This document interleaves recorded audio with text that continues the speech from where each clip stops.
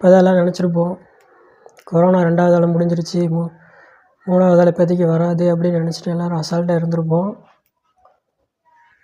எல்லாம் ஸ்கூலில் ஓப்பன் பண்ண போகிறாங்க, பார்க்கு பீச் எல்லாம் ஓப்பன் பண்ண போகிறாங்க அப்படின்னு சொல்லிட்டு எல்லோரும் அசால்ட்டாக இருந்திருப்போம். ஆனால் இப்போது கவர்மெண்ட்லேயே சொல்லியிருக்காங்க, இன்னும் கொரோனா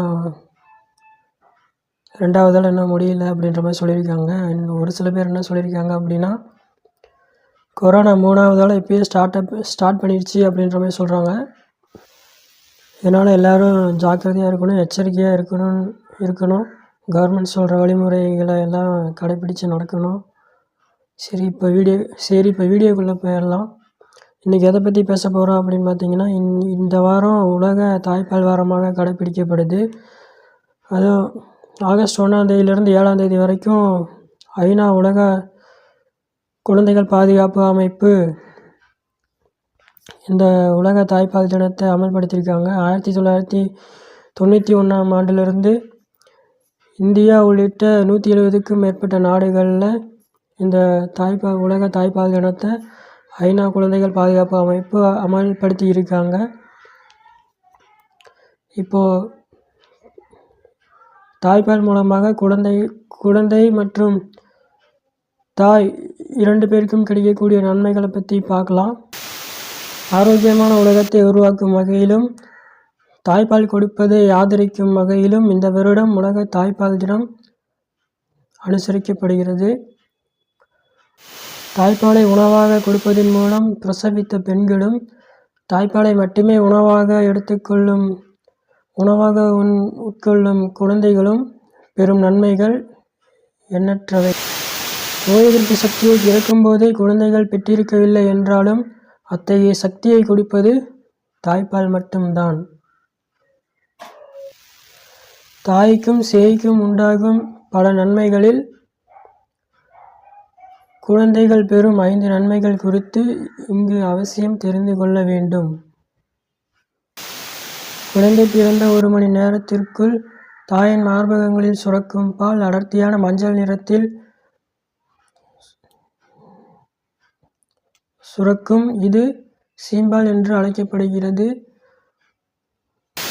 குழந்தையை பிரசவித்ததும் பெறப்படும் முதல் பாலில் இருந்து பலவிதமான ஊட்டச்சத்துக்களும் ஆன்டிபயோட்டிக் சத்துகளும் நிறைந்திருக்கின்றன. போதுமான அளவிற்கு தாய்ப்பால் சுரக்காத நிலையே இது என்றாலும் பிறந்த குழந்தையின் வயிற்றுக்கு 1/4 டீஸ்பூன் போதுமானது என்பதால் இந்த சீம்பாலை தாய் கவலையில்லாமல் குழந்தைக்கு கொடுக்க வேண்டும். எக்காரணம் கொண்டும் சீம்பாலை நிறுத்தக்கூடாது. பால் சுரப்பு சீராக இருக்க இது மிகவும் அவசியம். குழந்தை பிறந்த 3 காலங்களுக்கு பிறகே குழந்தையின் உடலில் எதிர்ப்பு சக்தி உருவாகும். அதுவரை அந்த எதிர்ப்பு சக்தியை கொடுப்பது தாய்ப்பால் மட்டுமே. வேறு எந்த உணவும் பொருளும் கொண்டு குழந்தைக்கு ஊட்டச்சத்து கொடுக்க முடியாது. தாய்ப்பால் குடிக்கும் குழந்தைக்கு திடீர் இறப்பு நோய் அறிகுறியான SIDS வெகுவாக குறைகிறது. தாய்ப்பால் குடிக்கும் குழந்தைகளை விட ஃபார்முலா பால் குடிக்கும் குழந்தைகள் வயிற்றுப்போக்கு பிரச்சனையை அதிகமாக சந்திப்பதை பார்க்கலாம்.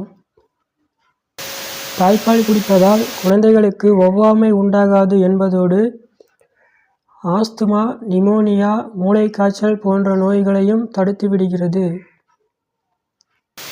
பிறந்த குழந்தைக்கு ஜீரண மண்டல உறுப்புகள் வளர்ச்சி அடையும் வரை அவ்வப்போது செரிமான பிரச்சனைகள் உண்டாவதை பார்க்கலாம். அதனால்தான் குழந்தைகள் அவ்வப்போது தாய்ப்பாலை கக்கவும் செய்கின்றன. ஆனால் தாய்ப்பால் குடிக்கும் குழந்தைகளுக்கு பெருமளவு இந்த செரிமான பிரச்சனைகள் உண்டாக்கக்கூடிய நோய்கள் தடுக்கப்படும்.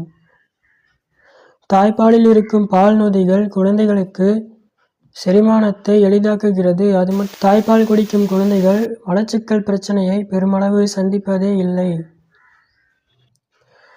குழந்தைக்கான ஊட்டச்சத்து தாய்ப்பாலில் இருந்துதான் தொடங்குகிறது. அதனால்தான் 6 மாதம் காலம் வரை நீர் கூட கொடுக்காமல் தாய்ப்பாலை மட்டுமே கொடுக்க வேண்டும் என மருத்துவர்கள் தாய்மார்களை அறிவுறுத்துகிறார்கள். தாய்ப்பாலில் கார்போஹைட்ரேட்டுகள், கொழுப்புகள், புரதங்கள், நீர், வைட்டமின்கள், தாதுக்கள், சர்க்கரை போன்றவை சரியான அளவு இருப்பதோடு அவை குழந்தைக்கு சரியான ஊட்டச்சத்தையும் கொடுக்கின்றன, சரியான வளர்ச்சியையும் கொடுக்கின்றன. குழந்தைக்கு தேவையான ஊட்டச்சத்தான உணவுகள் தாயிடம் இருந்து பெறப்படும் தாய்ப்பாலிலிருந்தே கிடைக்கப்பெறுகிறது என்பதால் தாயும் தன்னுடைய உணவில் அதிக கவனம் செலுத்த வேண்டும் என்பது குறிப்பிடத்தக்கது. குழந்தை பிறந்த 6 மாதங்களுக்கு தாய்ப்பாலையும் அதன் பிறகும் 1.5 வருடங்களுக்கு இணை உணவுகளோடு தாய்ப்பாலையும் கொடுத்து வந்தால் குழந்தையின் மூளை வளர்ச்சி அபரிமிதமாக இருக்கும் என்பதில் பலவிதமான ஆய்வுகளில் கண்டறியப்பட்டு உள்ளது. தாய்ப்பால் குடித்து வரும் குழந்தைகள் எதிர்காலத்தில் IQ சோதனைகளில் அறிவாற்றல் வளர்ச்சியில் சிறந்து விளங்குகிறது என்பது நிரூபிக்கப்பட்டு உள்ளது. குழந்தை ஆரோக்கியமான வளர்ச்சியிலும் மனதளவிலும் நல்ல வளர்ச்சி கண்டு திறம்பட செயல்பட்டு மிளிர்வார்கள். பிரசவித்த ஒவ்வொரு பெண்ணும் தன்னுடைய குழந்தைக்கு தாய்ப்பாலை மட்டுமே கொடுப்பது என்று உறுதியேற்றுக்கொண்டு அதை செயல்படுத்தினால் எதிர்காலத்தில் ஆரோக்கியமான தலைமுறைகளை உருவாக்க முடியும் என்பதில் எந்தவிதமான மாற்று கருத்தும் கிடையாது. நன்றி. இது எல்லாமே ஒரு தகவலுக்காக தான் சொல்கிறோம். இது அனைவரும் மருத்துவர்களின் முறையான ஆலோசனைப்படி கேட்டு நடந்துக்கணும் என்பதை கேட்டுக்கொள்கிறோம். நன்றி. ஜெய்ஹிந்த். கடந்த ஜூன் மாதம் 1ஆம் தேதி முதல் வீடியோ போட்டோம். அதில் சில குறைபாடுகள் இருந்திருக்கலாம். இப்போ ரொம்ப நாள் கழித்து இந்த வீடியோ போடுறோம். அதனால் இதுலேயும் சில குறைபாடுகள் இருந்திருக்கலாம். முடிஞ்ச அளவுக்கு நம்மளால் தொடர்ந்து நல்லபடியாக வீடியோ கொடுக்கறதுக்கு முயற்சி பண்ணிகிட்ருக்கோம். முடிஞ்ச அளவுக்கு கன்சிஸ்டன்சியாக தொடர்ந்து வீடியோ கொடுக்கறதுக்கு ட்ரை பண்ணுறோம். வீடியோ பிடிச்சிருந்தா லைக் பண்ணுங்கள், சப்ஸ்கிரைப் பண்ணுங்கள், கமெண்ட் பண்ணுங்கள். Thank you for watching.